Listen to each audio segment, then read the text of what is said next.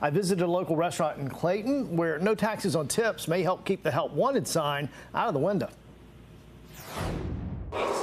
Within all that rolling out of the dough is the hope that the other kind of dough keeps Luna Pizza Cafe's business firing up for a long time.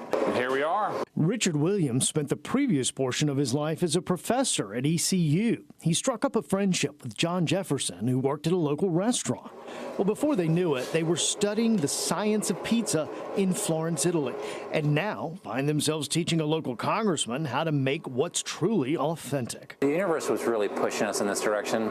I could give you story after story after story of these angels just coming into our lives out of nowhere. Launching their first location in 2018, they've expanded their business across North Carolina. With 50 employees, retention is vital. Both owners believe the new no tax on tips law will help them retain and recruit employees. A lot of times what happens is they're like, I really like this job, but I just need to make more money. And so they'll go off and get a different sort of job.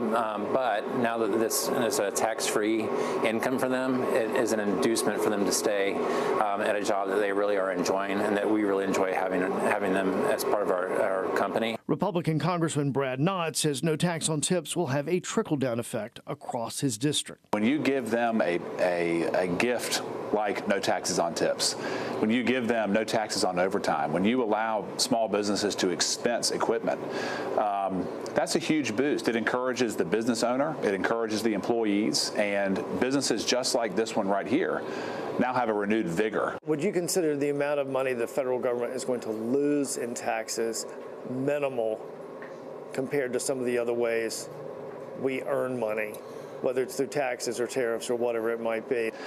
Any tax revenue that we're losing on tips, if we can transfer that to a more robust economy, it's more than worth it. And a growing economy covers a lot of ills, and that's the goal behind the bill. We visited Luna Pizza Cafe in Clayton about 6 hours before they open for dinner. Soon will come the rush everyone gets when the doors open. But that will be a stress that fuels passion, not the stress from the IRS that servers and bartenders often feel. And it really finds them in a bind that's stressful at the end of the year when the tax time does come, because they get a bill with thousands of dollars on it that they're not really prepared for. So this not only eliminates stress for them, it helps keep the local economy stronger by having more money in their pockets that they can spend at other local businesses. A recipe that's baked in the pie.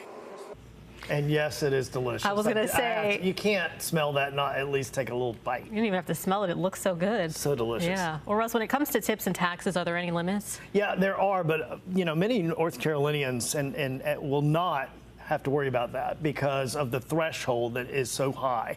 So maximum annual deduction is $25,000. It starts phasing out when modified adjusted gross income is more than $150,000. For single taxpayers, $300,000 for joint filers. And Liz, the deduction is also available for both itemizing and non-itemizing. It's effective through 2028.